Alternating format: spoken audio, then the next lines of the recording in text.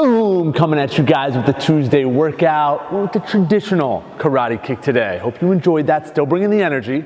All right, got a good one today. Throwing some running in the mix. Should be a little bit warmer Tuesday than it was on Monday. So we're gonna get out there, hit the streets. And then we have a little AMRAP before that, hitting the lower body a little bit with some core. So to get warmed up, wanna make sure you're warm, hit out for a run, and then start to prep and open those hips a little bit, all right? Just in place, swinging up and over, stepping back, up and over and stepping back. I got 10 of those on each side.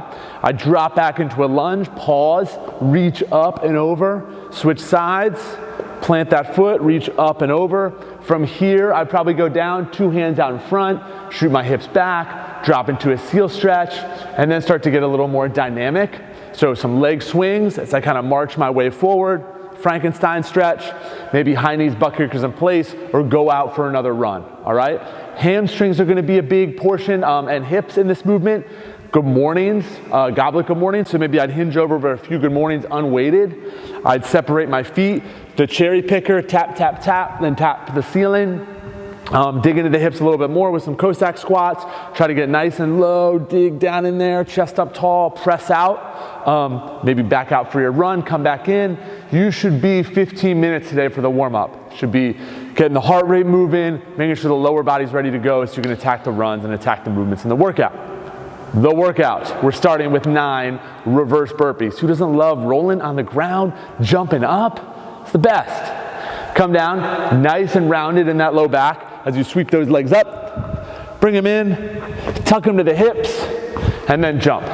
Ideally, you want to come out of that bottom position a little bit faster. I just pause there for a second, but you want to drive out of the bottom. You'll feel it almost as a deep squat. If you need assistance on this, you're coming up, heels down, plant your hands in the mat, and then push yourself up to a stand, jump at the top.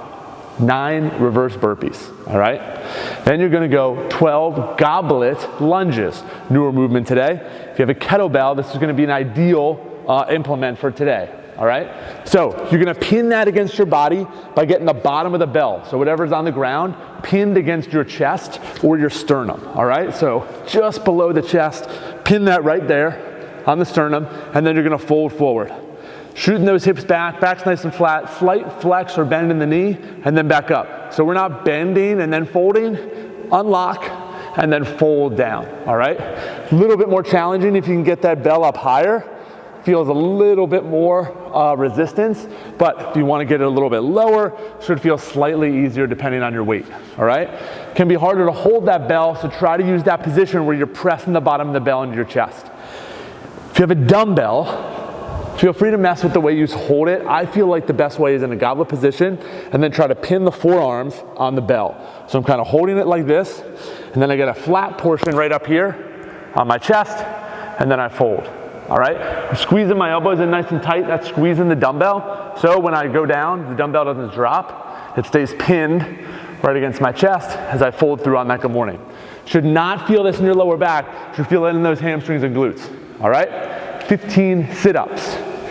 Down, you want a little bit more challenging, just hands by your side, and then sit all the way up. You want to use your hands, throw them back and throw them through, traditional way we do in class, go for that also, all right? From there, easy transition, 18 glute bridges.